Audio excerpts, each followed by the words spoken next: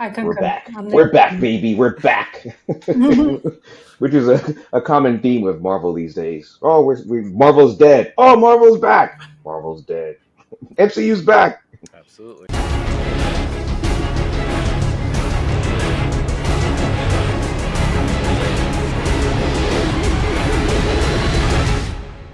Hey, greetings, everybody. Welcome to an edition of the Heroes Peak podcast. I am your host, Chris, and we're here to talk about the state of the Marvel Universe, apparently, because we are going to talk about the Marvels and Loki, the season finale, and how well the MCU is doing and how much everybody loves it right now. Right, guys? And with Right? me... Absolutely. I mean, We love it. It's Give us I'm more of here that for it. content. With me to talk about it today, we have, of course, as always, in our number 2 chair, James. How you doing? Doing well. Quick shout out post Veterans Day, and of course, shout out to Kareen who's on the pod. Thank you for your service, and all our men and women, the rest Of of the course. armed Of services. course. Of course.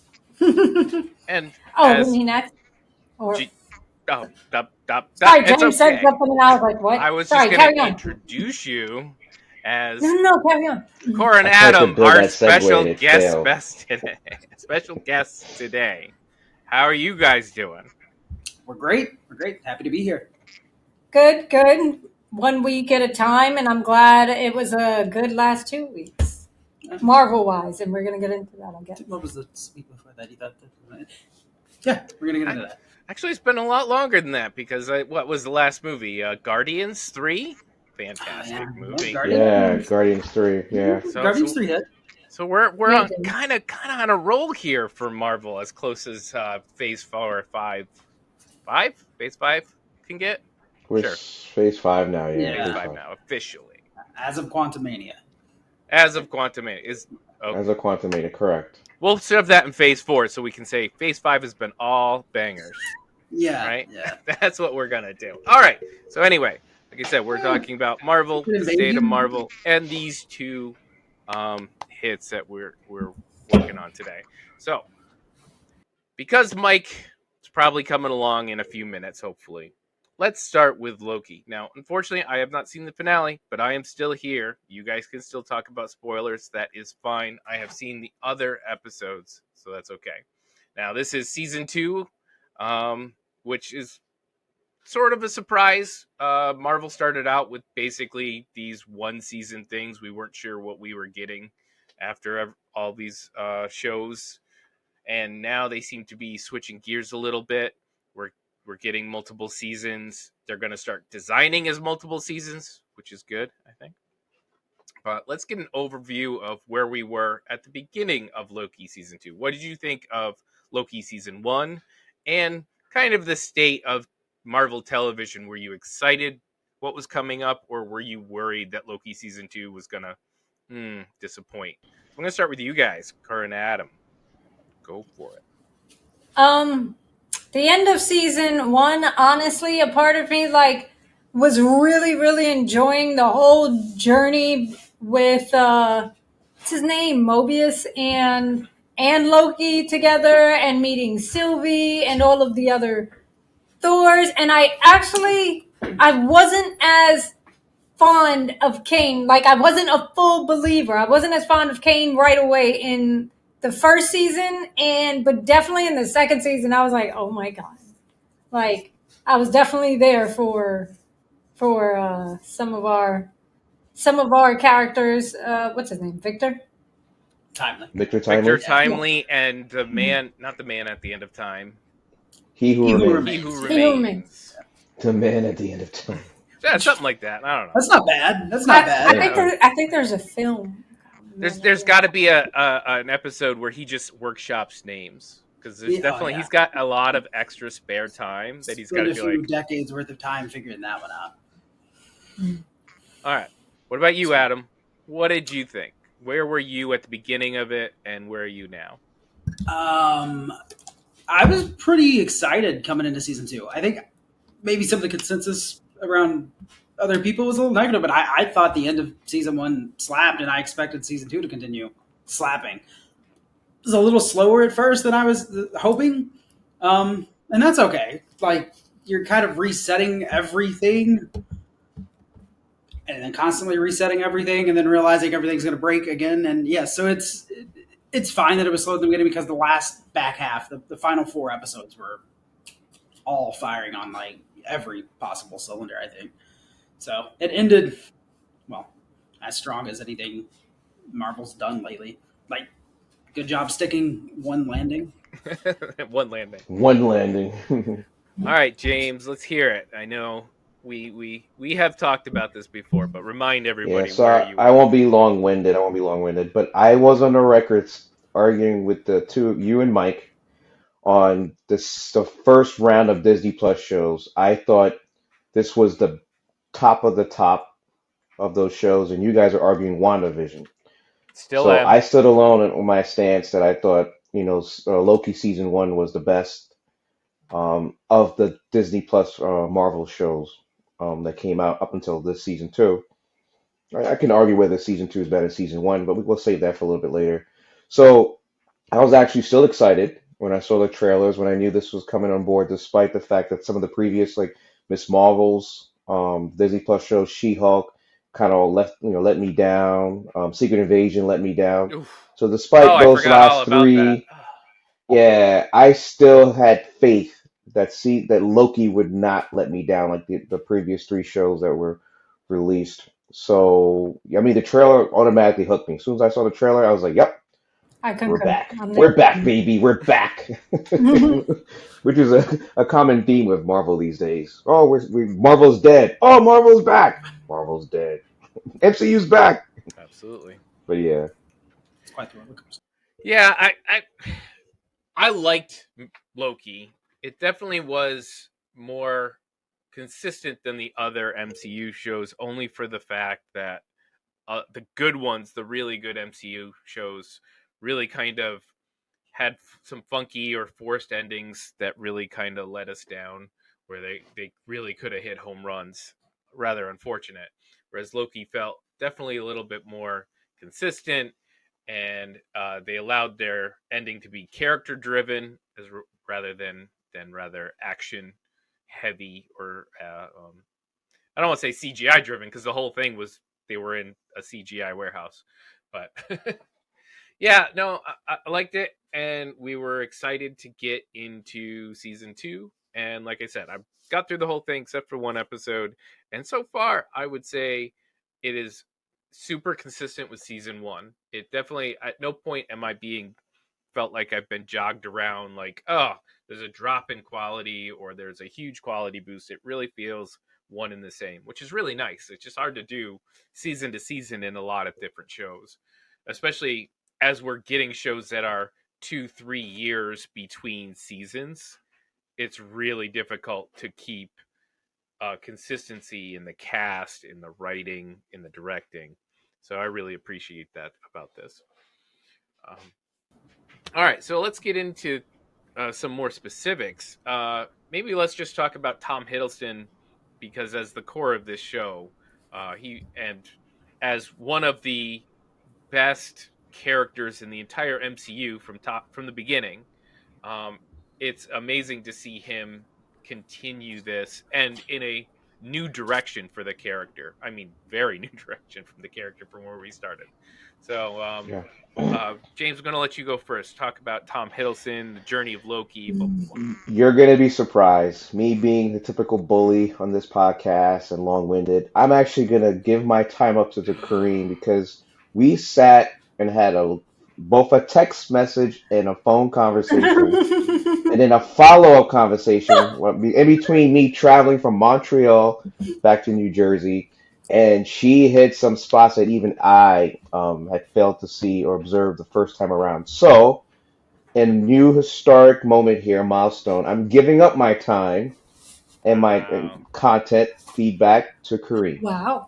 All right, let's hear it. um, so Tom, I'm probably gonna. I don't want to butcher his name, so I'm Tom. All right, look, Tom. Tom was fan. I thought Tom was fantastic coming into Loki Part Two or Season Two. And to be honest, it's been a very long time since, as far as shows that are not, I don't know how to say it, like prime TV quality, like the Game of Thrones and stuff. Like I was just like, no, we are watching it, we are catching it. Like when that thing's available, like at 9 o'clock, we're like refresh, refresh, refresh. And so by like 9:04, like we're watching it, we're trying to. His acting to me from the first time we see him, where he is literally shouting about like, "Yo, I'm a god. I'm supposed to be the king. I'm supposed to be, in a throne. It should be me." Like him, it's yes, and it was just to see to me that like Loki's character has by far in MCU the best redemption arc from start to finish. Like, oh my god! And to be honest, I don't think it was purpose on purpose. I don't know if they actually had that moment at the end of Loki, like in their head when they created the version of Loki we very first seen, like before they even really found their Thor. Like Thor was Chris Hemsworth, but he really picked up his personality like later. It wasn't right away. It was not right away, and that's okay. But it was not right away. And with Loki, he had a personality, but it was like, he was Slimy, squirmy, kind of weird. Yeah, like really, and more clever than dangerous kind of character. And I'm like, to see him go from that, and we see him in Infinity War, like trying to step up, and we watch him die. So this is not, it's kind of not the first time that we see Loki put himself ahead and go and start to change and go, wait, I want to do something, and this is pretty not selfish of me to do.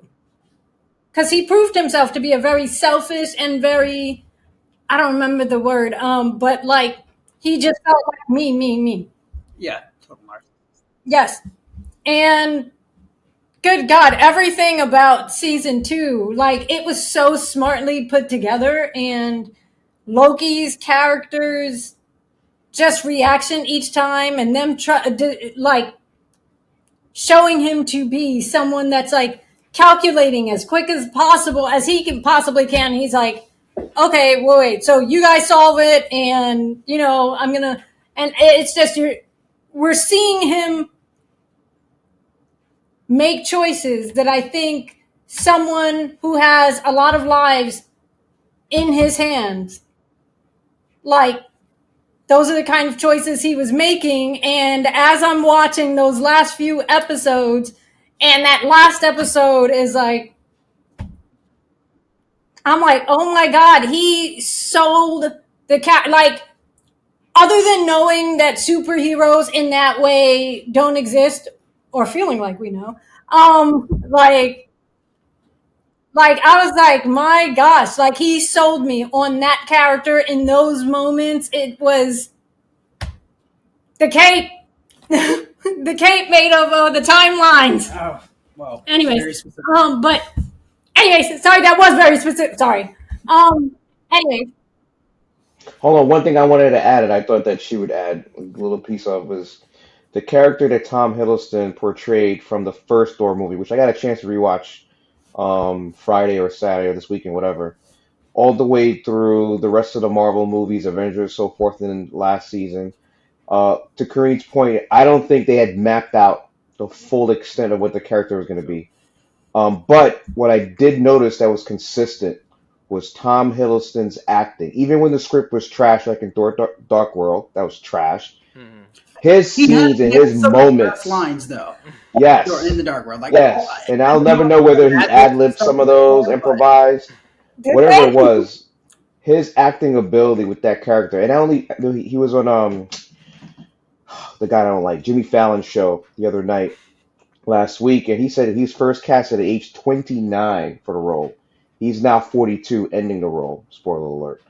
And it's just remarkable the breadth of that character. Yes, Kareem, you brought up the development, which is script based, to a certain extent, but his ability to carry that character through all these different movies, from Ragnarok, slapstick, the first movie, Shakespeare in the Park, Avengers Infinity War, pure blockbuster action, and so forth and so forth, is just remarkable. And other than, and I said this to you, Karina, I think Chris Evans and well, you and I said it together. Chris Evans and RDJ encapsulate their characters, bar none. True, but I like to give Tom Hiddleston a little bit more credit for putting a lot more into the character than the other two did, because the other two kind of played themselves. And Chris Evans in real life is very, although he's very liberal Democrat, but he's very consistent with his ethos and moral point of view.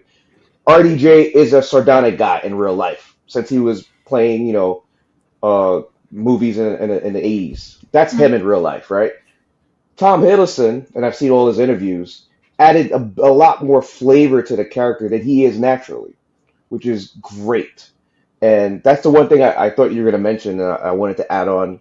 That's okay. Is that Tom Hiddleston deserves a lot more credit to the Loki character than I think script or movie or entertainment value. That's all. Adam, did you have anything you wanted to add?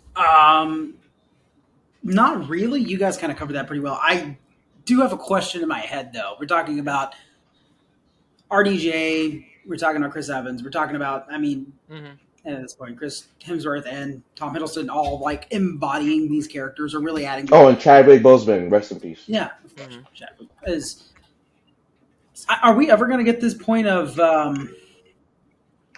I don't know, familiarity with any of the newer Iman Marvel? Vellani. Are we ever going to feel nostalgic about Kate? Let's save that for Miss Marvels. Yeah, is that even that does actually run into a question I want to ask later on if and when we get to Captain. Perfect question. No, that's a great question. Yeah, we'll get that. I will just say that I'm one of the few people like it.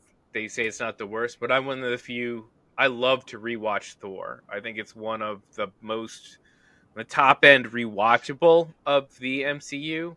It's fun. I love the Shakespearean aspect of it. I think when you get a good pairing or a good group, obviously we've seen different levels of pairs to groups in the MCU, but even when they're doing it in the Shakespeare style, Tom Hiddleston and Chris Thor, Chris Hemsworth, yeah, that's right, are bouncing off of each other extremely well. Like, at no point are you feeling that these are two actors standing. They feel like adopted brothers at all times. Like, it's just no matter whether they're doing comedy in Ragnarok, whether Chris Hemsworth watching him die in Endgame, no, Infinity War, I think he died. Infinity War and in Dark World. Right. And in the first movie. He Right. dies at the end there too. Right. No matter what type of scene they're doing, they always feel like they're very well matched, always very well bouncing off of each other. And Tom Hiddleston, when we first got to this Loki, I said, "Oh, I can't wait to get back to old Loki," because he was so much fun to watch. It was such an interesting dynamic with Thor. And then they went a different way. Like, immediately. They're like, you're not getting that Loki again, just so you know. About a half an episode. Right, exactly. Then it's like, oh. Like, shit. But they managed to turn me around because you're right. Tom Hiddleston manages that character and doesn't just turn it around. It gives him reason. Well-made script, well-made choices by the directors to give you a reason to suddenly root for a character that at one time was trying to enslave the earth. That's a really hard thing to pull off. That's a Zuko level character turnaround. So I'm really pleased that they've been able to do that, and I can't wait to watch the finale to see how that finalizes. All right. Let's talk about the Dark Horse. Let's talk about Kang. Something I'm hearing a lot of. Hey, this is going to end. We're not going to have him anymore. I don't really believe it. I'll just say that right off the bat. But let's talk about Victor Timely and Man at the End, He Who Remains. And I don't think you want to talk about Quantumania, obviously. No, So, no, but what did you No, guys but think? I'm more than happy to share my opinions on it. no. That could be another podcast. What did you guys think of the duplicity of the actor being able to carry two supposed to be the same but different levels of the character, same as Tom Hiddleston's doing, but sort of in a much tighter time frame? What did you think, Adam? I'm going to start with you. I mean, I really dislike how much I kind of like Jonathan Majors acting in this in so many ways. Mm-hmm. I like the Timely character. I mean, bumbling genius is not the most new thing ever, but Oh man, and they gave him a stuttering problem, uh, which I grew up with, as a Kareem might remember.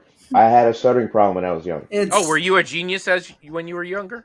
yeah, Not that level, but but there's, I mean, I've seen other people play that character before, so I'm like, sure, whatever on the Victor Timely of it all. I still like Who Remains. I liked the slightly more sinister flair that he got at the end of this season too. That impatience, that annoyance with the fact that things aren't really going his way. Still, kind of fun. You know, you see the veneer kind of Mm-hmm. shatter a smidge with that character. The kind of sheer tenacity and general like non-feelingness and what's the word sociopathic behavior that you Mhm. get with him. It's a more villainy take that we got in season 2 than we got at the end of season 1, which I was there's a little mustache twirling this yeah, which time I'm like, you around. know what, I need some of that. I don't need you to just be like, nope, just me at the end of time ushering all things in all good ways. No, I need some villain from my villain, even if it's Mhm. in boss villain. Right.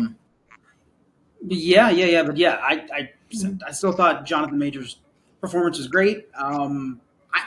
I just assume we're still going to see him.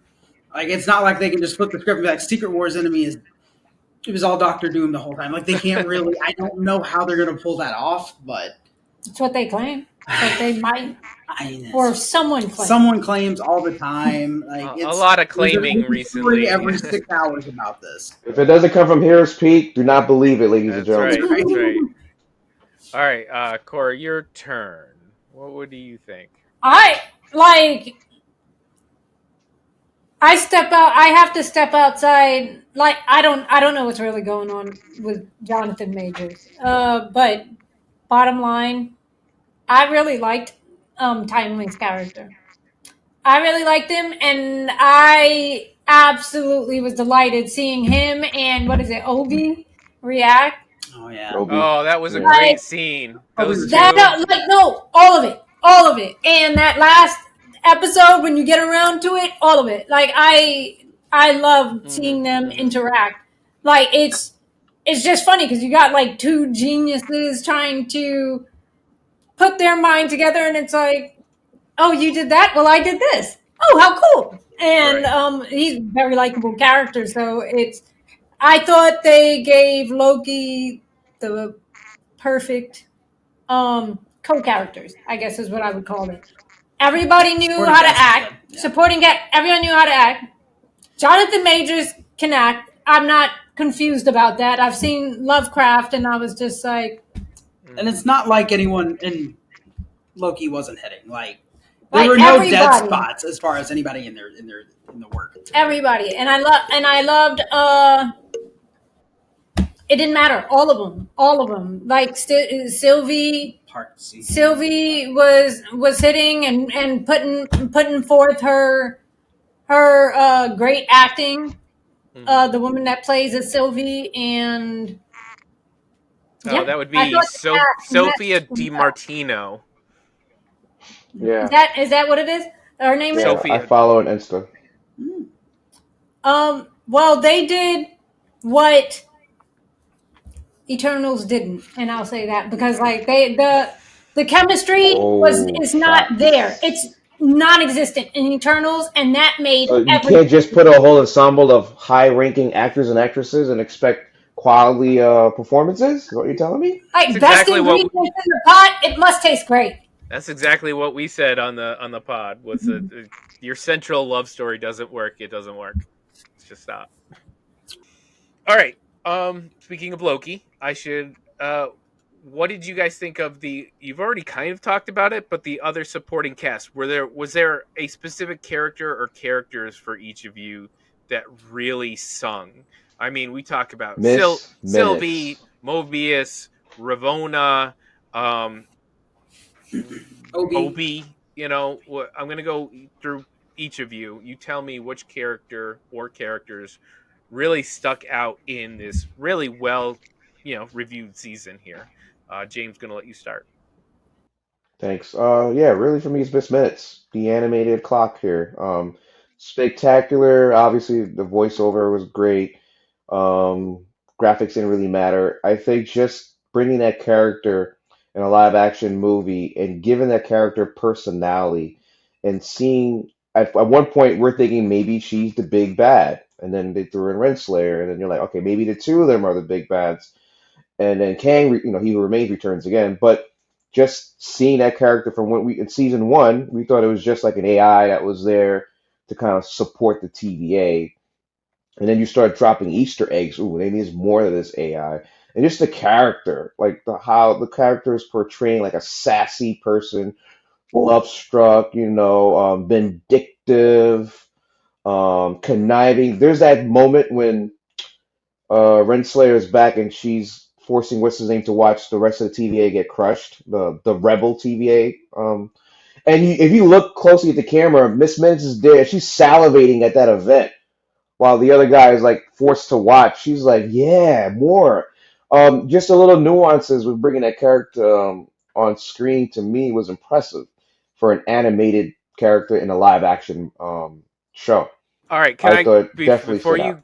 before you go away from Miss Minutes, I want to bring up a horrible link that you're not gonna like when I say it. So Oh both boy. both Miss Minutes and Sprite from Eternals wanted adult bodies to get with the protagonist or the antagonist. That's different. That's so different. they That's not the no, they same. wanted the same No. thing. Those two wanted the exact same thing. Well, you I don't have think to like because it's it. a cartoon, I have disassociative cognizance, when so I'm she gonna put her say, when the clock put her face on a mannequin, you can't tell me you were really freaked out. I was like, yeah, I was freaked out what the there. hell is going on here?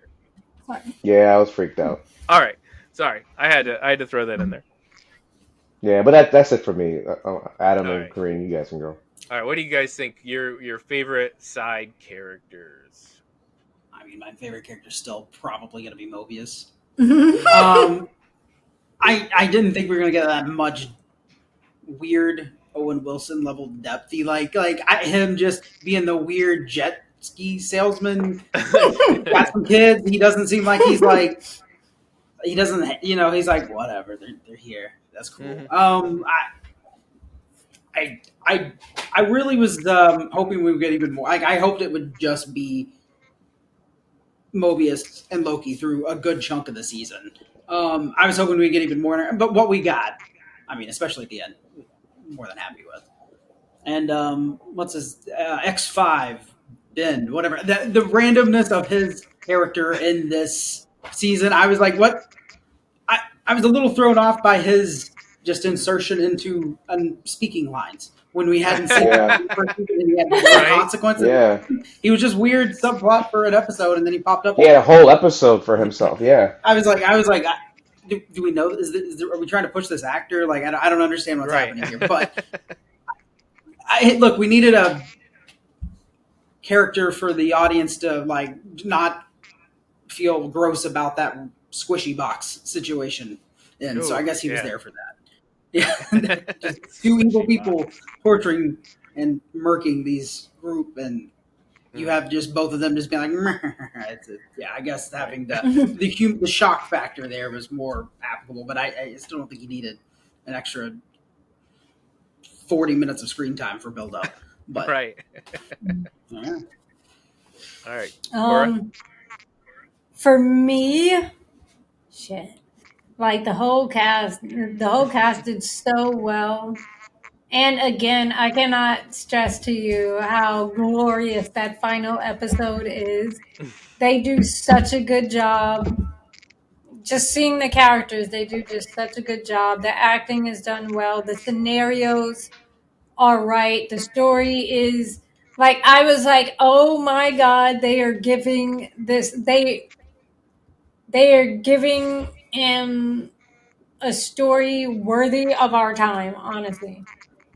Um I was just like, absolutely, absolutely. I don't need. I was like, I'll buy it. I will buy all of it. Like, yes, I'm okay with this.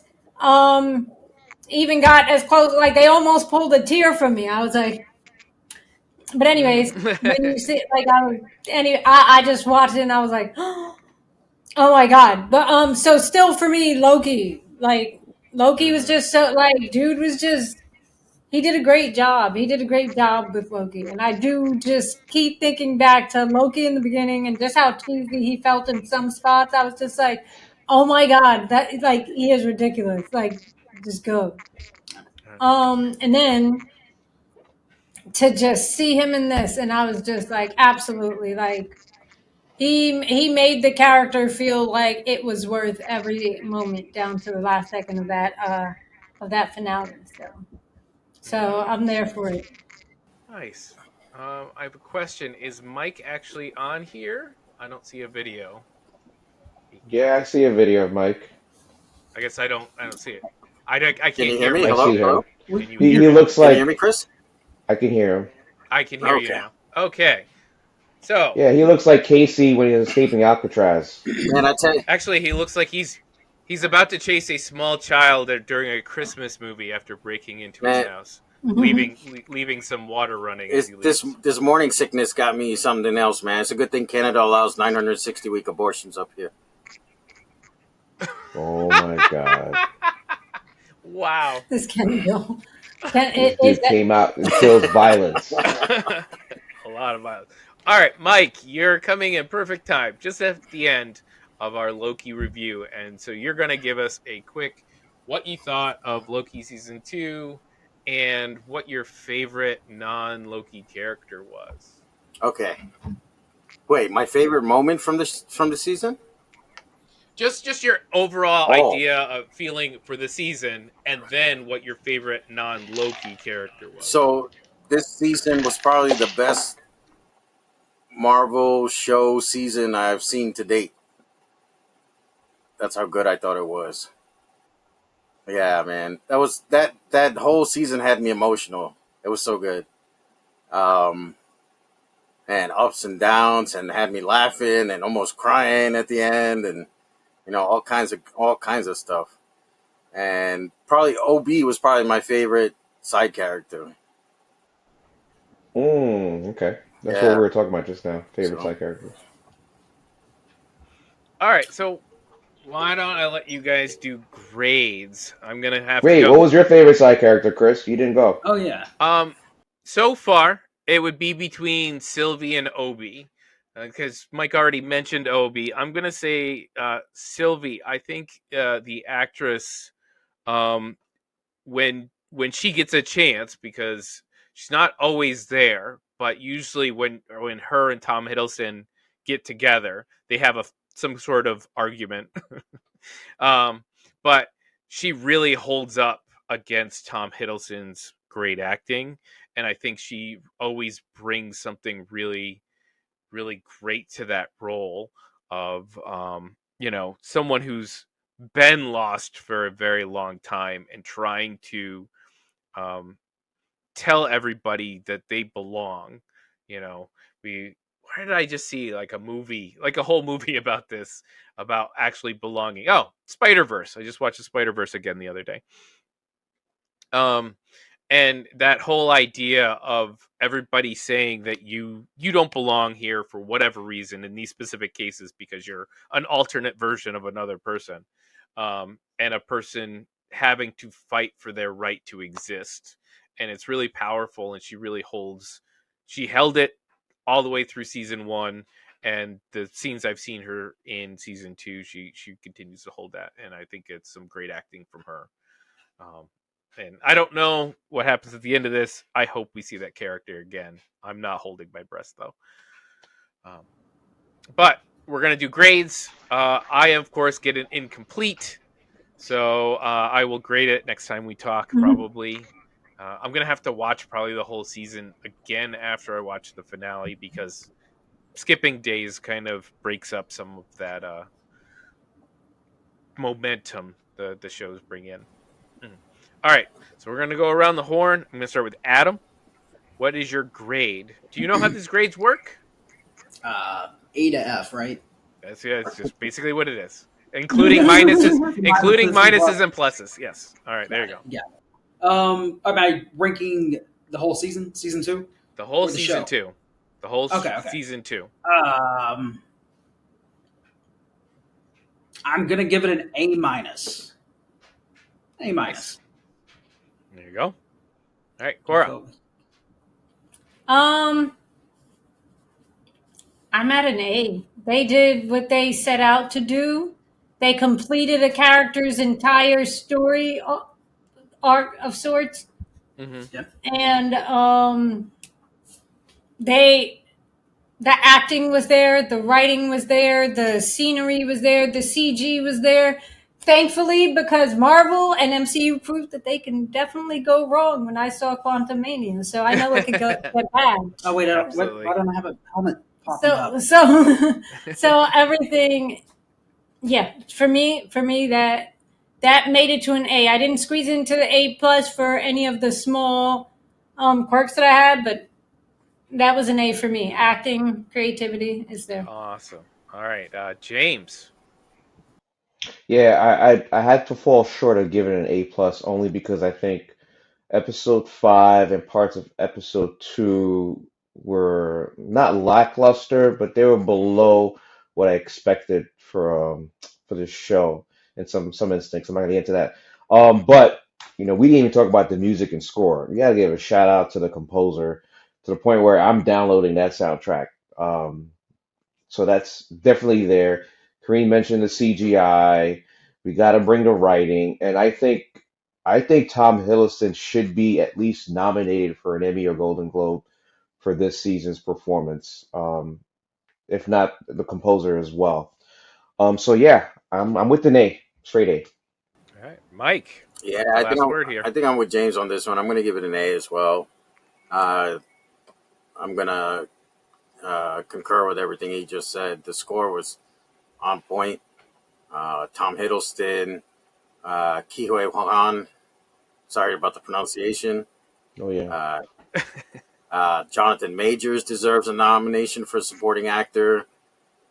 Just him playing Victor Timely and He Who Remains, and that whole scene between the two of them at the end was so good. You haven't seen that yet, but you'll see. It's okay. You'll it's see. All right. I tell everybody all right. yeah, it's You'll one of my see, favorite yeah. scenes. Yeah. So yeah, an A for me. Yeah, it would have been more surprising to me if you guys got on one. Well, they're all dead, so it doesn't matter anymore. Right. Okay. Well, I want to thank you guys. Thank everybody for joining me and giving me some spoilers on Loki, which seems to be, I think, our highest rated MCU across the board so far, minus my little hiccup here.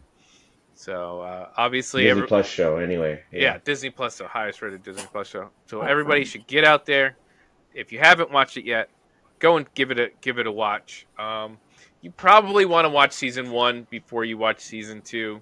You don't honestly need to watch the other stuff, or if you're kind of I'm in and out of the Marvel universe, it's okay. You can just go into it. They'll explain Season everything. 1 gives us a recap of all Loki's involvement. Right, exactly. If you've seen Avengers and you've seen Avengers 1 and you've seen Infinity War and Endgame, you're good. Right. So, but I would suggest Thor 1. It's a great movie. Yeah, I just rewatched it the other day. So good. It is good. I really enjoyed that movie. The whole Kenneth Branagh of it, right? So we're gonna end this one, and we will see you guys next week. Thank you guys for joining me. Bye. I had All a right. lovely time. Thank you. Hey, Indigo made the beat.